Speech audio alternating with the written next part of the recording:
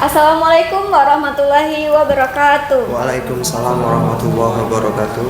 Selamat siang, salam sejahtera untuk kita semua. Pada kesempatan kali ini, saya Silsilia Anindi Putri selaku moderator. Pada kali ini kita akan mengadakan kegiatan seminar pendidikan profesi guru dengan judul Desain Invensi atau Inovasi Pembelajaran dan Membangun Paradigma Baru Terhadap Makna Guru. Yang telah hadir rekan-rekan pada hari ini yaitu yang pertama Saudara Handrian SPD selaku penyaji, kemudian Saudara Wahyu Catur Oktaviadi SPD selaku pembahas pertama, dan Saudara Ridho Akbar SPD selaku pembahas kedua. Baiklah, langsung saja materi akan disampaikan oleh Saudara Handrian kepada Saudara, dipersilakan.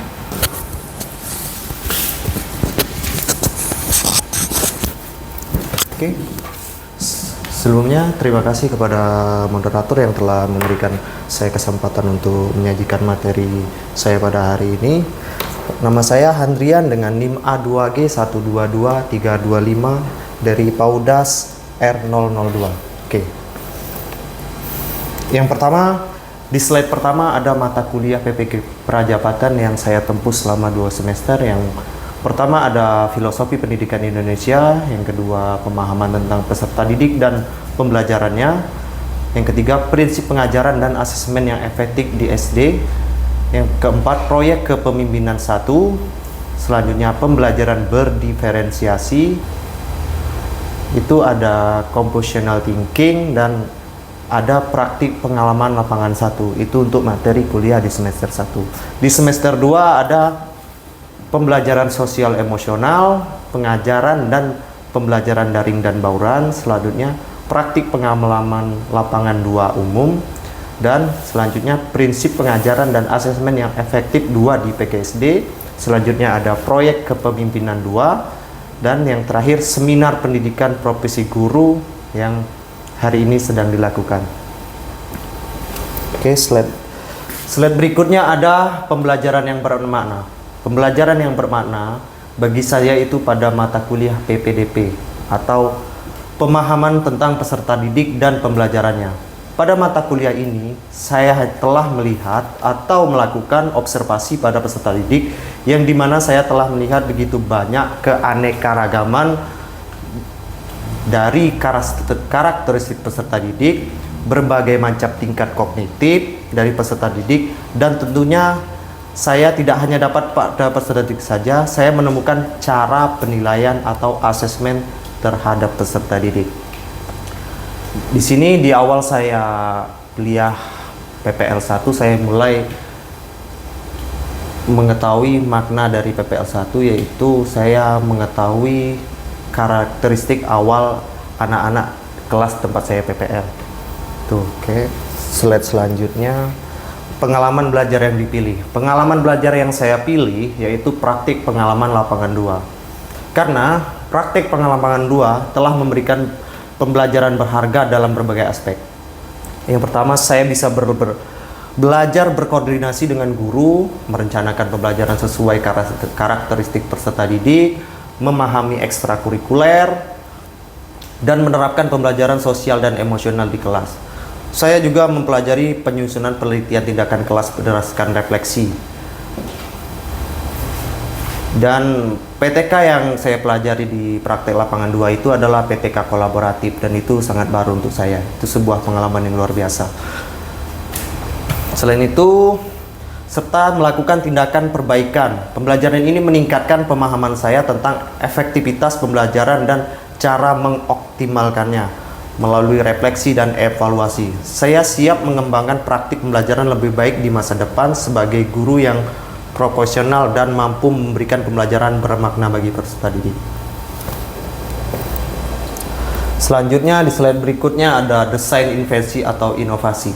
Di sini saya membuat desain inovasi tentang pembelajaran eksploratif berbasis teknologi untuk siswa sekolah dasar.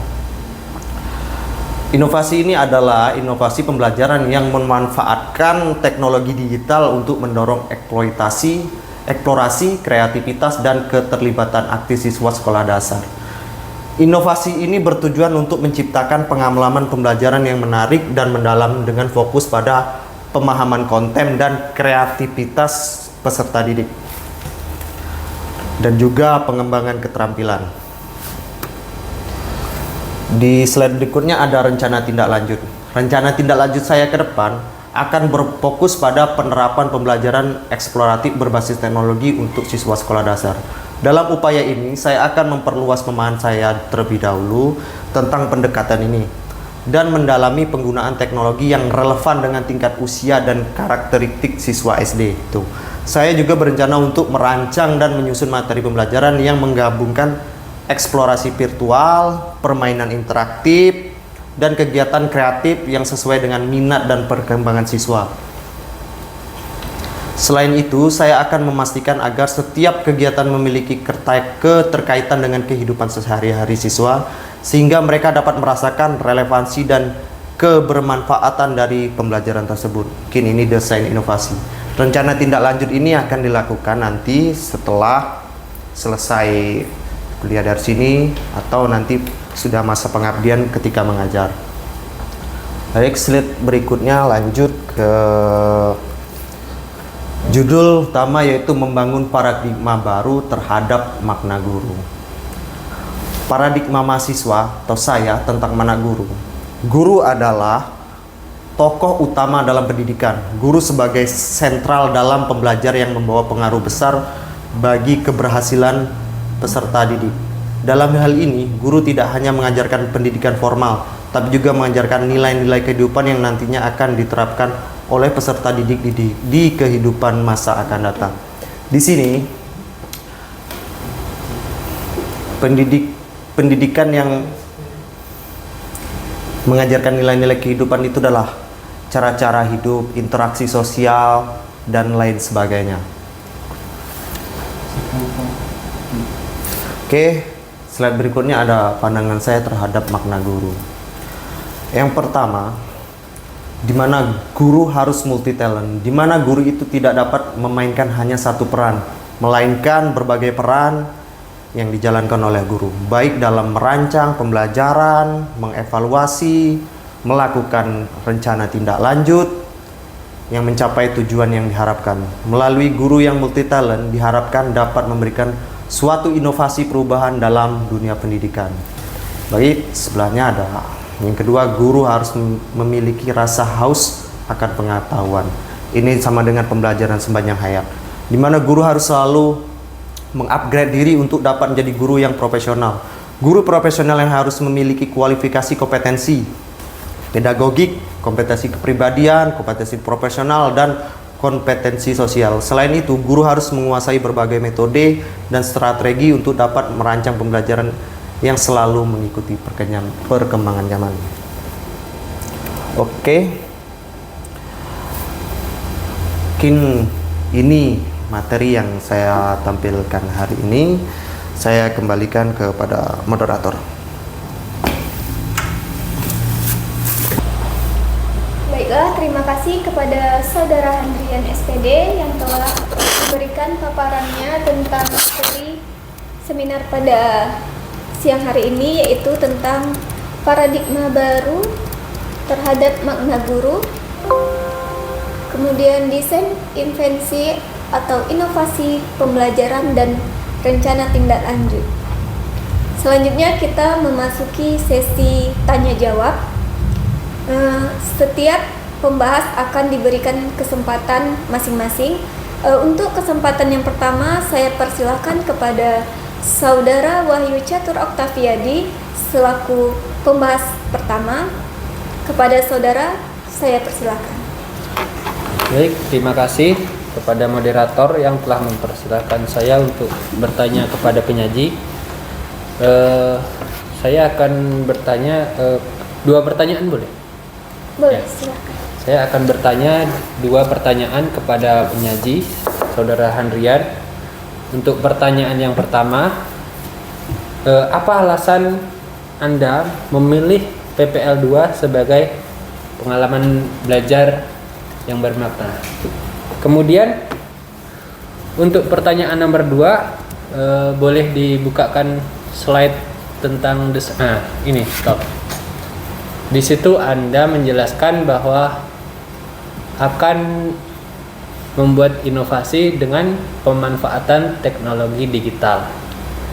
Nah, yang menjadi pertanyaan saya, nanti ketika Anda sudah lulus PPG ini dan Anda ditempatkan di daerah dekat domisili Anda, apakah daerah tersebut mendukung untuk menerapkan desain ini, menerapkan desain yang berbasis teknologi ini? Bagaimana dengan keadaan daerah Anda, apakah sudah mendukung? Dan mungkin bisa disebutkan faktor pendukung ataupun penghambat yang akan Anda terapkan nantinya. Baik, mungkin itu saja. Saya kembalikan ke moderator. Baiklah, terima kasih kepada Saudara Wahyu Catur Oktaviadi telah memberikan beberapa pertanyaan. Baiklah, Saudara Handrian, pertanyaan pertama saya ulangi dari Saudara Catur Oktaviadi. Apa alasan memilih PPL 2 sebagai pengalaman bermakna? Kemudian pertanyaan kedua, ketika setelah lulus PPG dan ditempatkan, apakah di tempat Anda nantinya memiliki daya dukung dan apa hambatannya? Apakah jawaban ini memerlukan waktu dulu untuk berpikir atau langsung dijawab? Cukup. Oke. Tuh. Baiklah, kepada Saudara Hendrian saya persilakan. Baik, izinkan saya berdiri. Dari pertanyaan pertama Wahyu, mengapa pengalaman belajar yang saya pilih itu adalah praktik pengalaman lapangan 2? Jadi saya memilih praktik pengalaman lapangan 2 dikarenakan praktik PPL yang kedua itu memang sangat memberi saya pengalaman yang luar biasa. Yang pertama, dari segi pada pengalaman PL yang pertama kita melakukan orientasi perkenalan di sekolah. Yang kedua, kita melakukan observasi. Selaras kita melakukan observasi pemahaman karakter-karakter peserta didik sesuai dengan pembelajaran bermakna yang sama saya ambil di slide pertama tadi. Dan selanjutnya kita di situ melakukan praktek pengajaran terbimbing yang dimana kita merancang modul ajar yang langsung dibimbing dan juga mengajar yang dibimbing. Setelah itu kita melakukan namanya praktek mandiri. Itu sekitar adalah 5 siklus. Praktek mandiri ini bagi saya sangat memberikan pengalaman yang luar biasa. Pada siklus pertama, siklus kedua kita melakukan pengajaran sekaligus mencari kekurangan untuk kita buat menjadi PTK. Pada siklus 3, 4 dan 5 kita melakukan penelitian tindakan kelas dengan menerapkan berbagai model untuk meningkatkan aktivitas belajar siswa di kelas. Dan PTK di PPL 2 ini yaitu PPL kolaboratif itu sesuatu yang pertama bagi saya karena baru saya ini ketemu dengan namanya PTK kolaboratif yang dimana fungsi rekan sejawat itu sangat berguna, membantu mengasesmen siswa, mengevaluasi nilai-nilai, dan itu yang membuat saya memilih praktik pengalaman lapangan 2 ini menjadi pengalaman belajar yang dipilih. Mungkin itu yang saya dapat jawab dari pertanyaan nomor 1. Selanjutnya lanjut ke pertanyaan nomor 2. Boleh langsung Bu Moderator? Jadi boleh diulang pertanyaan untuk nomor 2 Bu Moderator? Pertanyaan kedua yaitu ketika setelah lulus dan ditempatkan nantinya di dekat tempat domisili Anda, apakah pada tempat tersebut memiliki daya dukung dan atau banyak hambatan yang akan dirasakan? Oke, baik. Jadi terkait desain inovasi yang saya akan lakukan tadi, yaitu terkait pembelajaran eksploratif berbasis teknologi untuk siswa sekolah dasar. Jadi sebelum saya merancang inovasi ini, saya sudah observasi di tempat saya itu kebetulan untuk listrik dan jaringan sudah memadai. Itu faktor pendukung.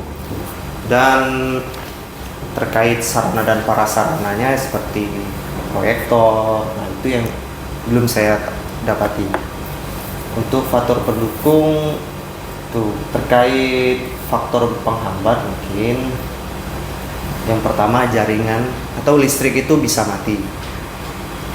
Yang kedua faktor penghambat juga kemungkinan siswa belum pernah mempelajari yang menggunakan berbasis teknologi, karena sepengetahuan saya di sekolah di dekat rumah saya itu masih pembelajaran yang konvensional.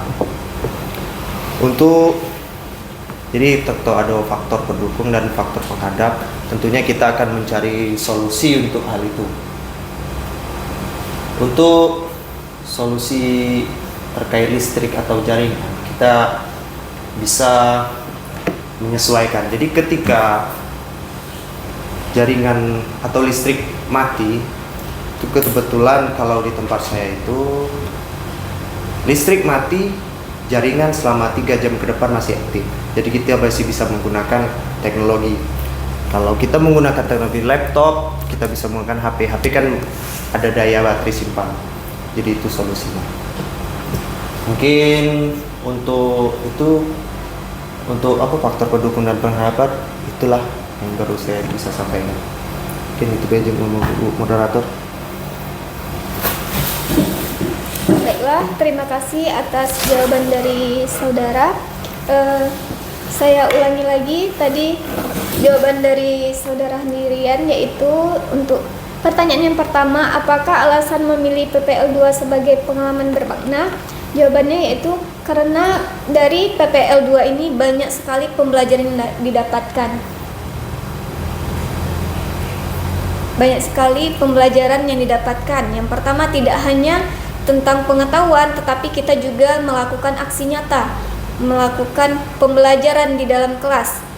Selain itu, kita juga belajar bagaimana memahami peserta didik dan mengerti bahwa karakter peserta didik tersebut di sekolah itu setiap di dalam kelas itu berbeda. Selain itu, pada PPL 2 juga terdapat PTK kolaboratif. Di sini kita belajar bagaimana meneliti, menemukan masalah yang ada di sekolah, khususnya di sekolah dasar. Pada kali ini dalam pembuatan PTK kolaboratif ini terdapat 3 siklus. Siklus pertama untuk observasi, pengenalan masalah siswa atau percobaan. Siklus kedua yaitu untuk perbaikan, dan siklus terakhir sebagai penyempurna.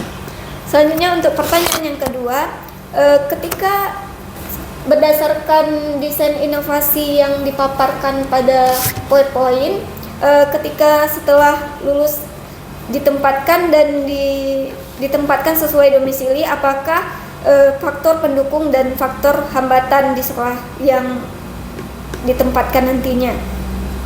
Faktor pendukungnya yaitu yang pertama, sudah ada listrik dan jaringan. Kemudian untuk prasarana sudah cukup mencukupi, namun untuk proyektor masih terkendala. Itu bagian dari hambatan. Baik, jika ada hambatan tentu ada solusinya. Solusi dari saudara Handrian tadi yaitu menggunakan laptop atau gawai gadget yang bisa digunakan karena daya penyimpanannya cukup. Baiklah, bagaimana saudara Wahyu Catur Oktaviadi? Apakah jawaban dari saudara Handrian dapat diterima? Baik, terima kasih untuk jawabannya dari penyaji, dan terima kasih untuk perjelas jawaban dari moderator. Untuk jawaban saya rasa sudah cukup bagus, dan sudah semestinya sebagai guru jika terjadi masalah atau hal yang kurang baik bisa dicarikan solusi. Itu sudah cukup baik menurut saya. Apakah ada saran dari Saudara Wahyu terkait jika ada hambatan? Untuk saran mungkin ini lebih ke, karena ini desain ya, baru desain. Ada kalanya, ada baiknya kalau melakukan observasi terlebih dahulu. Di mana sasaran sekolah yang akan diterapkan desain ini. Jadi tadi kan saudara menjelaskan bahwa yang belum tahu adalah masalah seperti proyektornya.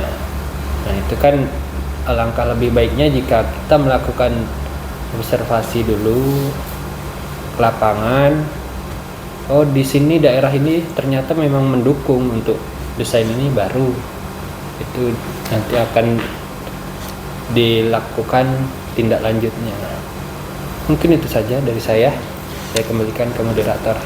Baiklah, terima kasih kepada Saudara Wahyu Catur Octaviadi. Selanjutnya yaitu kita kepada pembahas kedua, kepada Saudara Ridho Akbar, dipersilakan.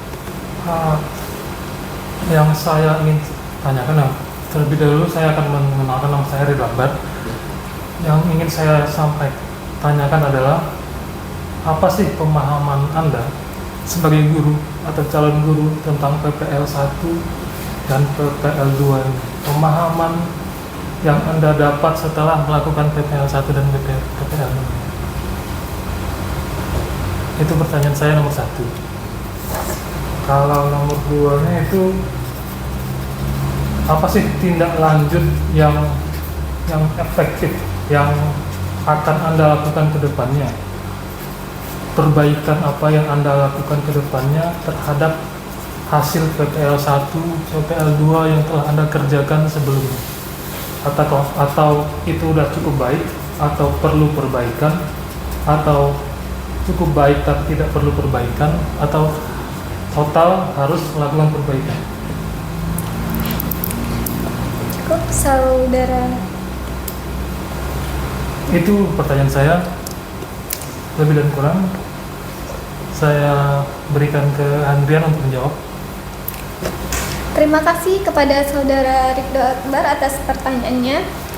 Baiklah, saya ulangi kembali, yaitu pertanyaan yang pertama, pemahaman apa yang Anda dapatkan selama PPL 1 dan PPL 2? Dan pertanyaan kedua yaitu tindak lanjut yang efektif atau pengalaman yang Anda dapatkan. Apakah pengalaman yang Anda dapatkan, aksi nyata yang telah Anda lakukan itu sudah baik atau masih perlu perbaikan? Baiklah, kepada Saudari penyaji saya persilakan untuk menjawab. Baik, terima kasih kepada moderator. Jadi saya mencoba menjawab pertanyaan dari Saudara Ridho Akbar untuk pemahaman terkait PPL 1 dan PPL 2. Pemahaman yang saya dapat pada PPL 1 itu terkait pertama namanya mengajar. Karena pada PPL 1 memang bagi saya mengajar itu adalah sesuatu yang sangat ketika pada PPL 1 saya mengajar itu masihlah sangat seperti pemula. Jadi saya merasa kurang di situ. Maka di PPL kedua dengan kesempatan praktek mengajar mandiri sekalian siklus itu, saya dengan semangat untuk benar-benar mengikuti alur PPL 2 agar supaya hasil PPL 2 itu benar-benar bermanfaat bagi saya. Yang kedua tadi apa sih? Tindakan efektif dari pengalaman yang Anda lakukan, apakah sudah baik atau masih perlu perbaikan? Oke, untuk tindakan saya ke depannya, tentunya di dalam pembelajaran kita tidak pernah akan sempurna. Seorang guru tetap akan melakukan pembelajaran sepanjang hayat, terus mengupgrade diri. Mungkin hari ini kita dapat ilmu yang lumayan ketika mengikuti PPG, Tapi tidak menutup kemungkinan kita harus tetap belajar, karena ada pepatah mengatakan buah ketika sudah mulai merasa matang, disitulah buah akan busuk. Buah ketika sudah matang, maka tak lama lagi akan busuk. Begitu analoginya. Jadi ketika kita sudah merasa pintar, disitulah kita akan mulai hancur. Maka dari situ kita menjadi pendidik itu harus menjadi selalu merasa belum matang, agar kita supaya belajar terus. Karena kalau kita sudah merasa matang dan pintar, itulah awalnya awal dari apa? Kehancuran kita. Jadi memang guru harus melakukan pembelajaran sepanjang hayat. Itu. Untuk perbaikan tentu saya akan melakukan perbaikan setiap pembelajaran. Untuk perbaikan kita sudah menempuh sekitar ada 12 mata kuliah. Itulah dasar kita nanti untuk melakukan asesmen, pemahaman. Di situ kita akan berbekal ilmu yang kita dapat di PPK Prajabatan. Itulah modal kita untuk melakukan perbaikan pendidikan di depan. Terkait nanti di sekolah, tentunya kita mungkin di sini ketika kita PPL, kita berada di circle yang memang saling sama-sama belajar nih. Kita sama-sama mahasiswa PPG, itu kita memang berada di lingkungan yang memang sama-sama mau belajar, sama-sama mau melakukan penelitian tindakan kelas. PR-nya juga kita ke depan. Ketika kita sudah mengajar nanti, itu kita akan berhadapan dengan namanya iklim dan budaya sekolah. Iklim dan budaya sekolah di tempat kita mengajar nanti. Di situ mungkin ada guru yang ngajarnya biasa-biasa aja, ada guru yang mau terus mengupgrade diri. Bagaimana kita menghadapi iklim itu? Apakah kita nanti terbawa oleh iklim yang ada di sekolah, atau kita membuat yang di sekolah itu mau tetap mengupgrade diri juga? Itulah. Cukup.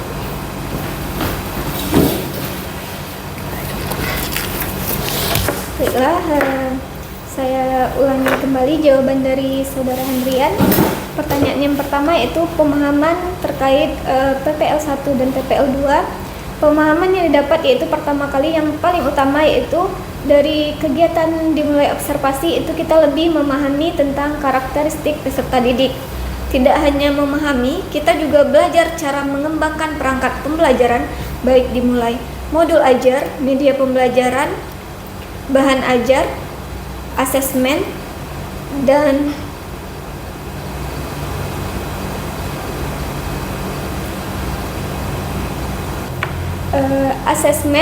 yang terakhir yaitu lembar kerja peserta didik. Semua itu harus penting, sangat penting. Dan untuk memenuhi itu semua, merancang itu semua, kita perlu mengetahui karakteristik dan kebutuhan dari peserta didik tersebut. Dalam menerapkan pembelajaran, kita harus berpihak kepada peserta didik. Setiap pengalaman itu baik dan pengalaman yang terbaik itu berasal dari pembelajaran. Baiklah, untuk pertanyaan kedua yaitu tindak efektif dari pengalaman yang pernah atau yang sudah dilakukan.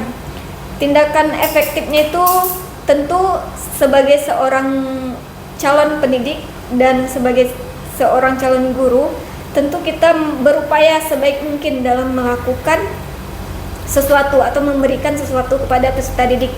Namun di balik itu semua bukan berarti kita berhenti untuk belajar dan mengupgrade diri. Tentu selepas ini kita juga tetap belajar, banyak mencari informasi baik dari internet ataupun dari pengalaman guru-guru rekan sejawat. Dan paling penting yaitu nanti kita harus ingat bagaimana cara menghadapi iklim budaya sekolah. Kita harus mengenali lingkungan sekolah nanti kita akan ditempatkan. Dan harapan dari saudara tadi yaitu kita tidak hanya berhenti untuk belajar dan selalu mengupgrade diri, jangan sampai kita terbawa kepada lingkungan negatif, tetapi kita harus tetap positif dan tetap memberikan berupaya yang terbaik kepada atau untuk peserta didik. Baiklah, bagaimana Saudara Ridho Akbar? Apakah jawabannya dapat diterima? Menurut saya sih cukup bagus penjabarannya.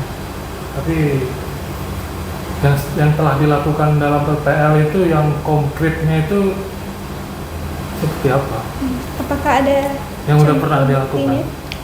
Oke, baik. Konkretnya bisa. Silakan. Saudara. Jadi tindakan konkret yang telah dilakukan pada pengalaman PPL 2 khususnya ya, itu saya menerapkan PPL 4C, itu problem based learning yang berbasis pada kompetensi 4C abad 21, yaitu tadi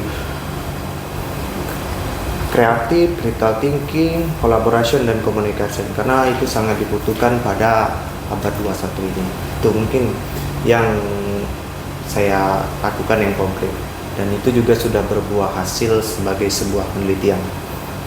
Mungkin itu. Boleh fotonya dilampirkan. Foto dilampirkan. Oke, untuk Sertai bukti artefak. untuk foto artefak pembelajaran belum saya simpan nih.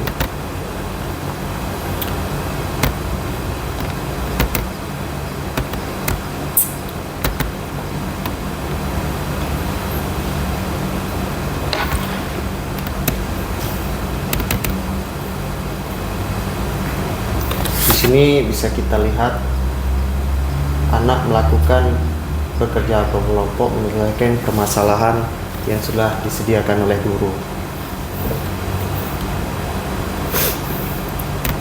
Itulah salah satu contoh artefak pada melakukan pembelajaran dengan menggunakan PBL 4C. Ini tuh. Kalau ada pernyataan lagi? Baiklah, bagaimana Saudara Ridho Akbar? Apakah bisa diterima jawabannya? Alhamdulillah cukup puas sih dengan penjabarannya. Saya juga memahami karena saya kan juga ikut PPL bersama kalian. Kita sama-sama kalau dalam pembelajaran bekerja sama, waktu Sirian melakukan pembelajaran di depan kelas juga saya di situ juga merekam. Jadi apa yang disampaikan Rian saya pahami dan saya cukup untuk penjelasan.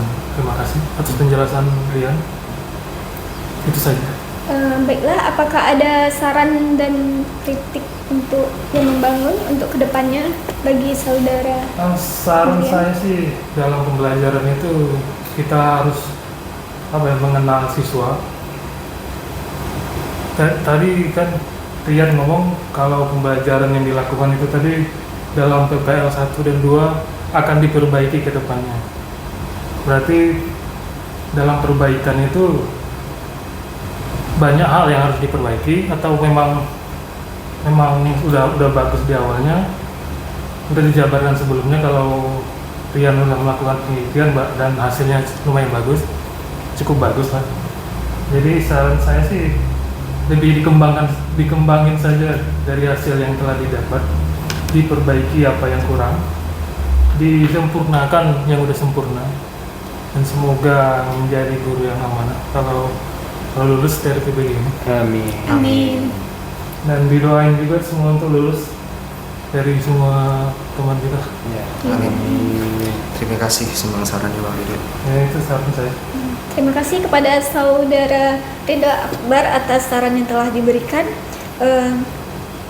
Selanjutnya yaitu sampai disinilah kegiatan kita seminar pendidikan profesi guru pada hari ini. Sebelum untuk menutup kegiatan kita, saya akan menyampaikan kesimpulan dari kegiatan seminar ini, yaitu bahwa seorang guru atau seorang pendidik itu harus memahami karakteristik dari peserta didiknya. Setiap guru harus tetap belajar, yaitu belajar sepanjang hayat, tidak pernah putus untuk terus belajar dan mengupgrade diri. Dan selain itu, dalam merancang pembelajaran, guru harus mampu menyesuaikan dengan kebutuhan karakteristik dari peserta didiknya, memberikan kebebasan kepada peserta didik untuk memilih bagaimana gaya dia belajar. apakah itu auditory, kinestetik, dan lainnya. Dan selanjutnya yaitu aksi nyata itu sangat penting. Contohnya dalam PPL 2 ini yaitu terdapat 5 siklus sebagai cara bagaimana kita merefleksikan diri untuk mengukur diri kemampuan kita bagaimana. Dan pada setiap akhir pembelajaran itu tentu dilakukan refleksi bersama teman sejawat.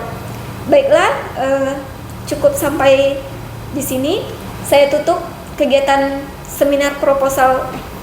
Saya tutup kegiatan seminar pendidikan profesi guru. Saya akhiri. Wassalamualaikum warahmatullahi wabarakatuh. Waalaikumsalam warahmatullahi wabarakatuh.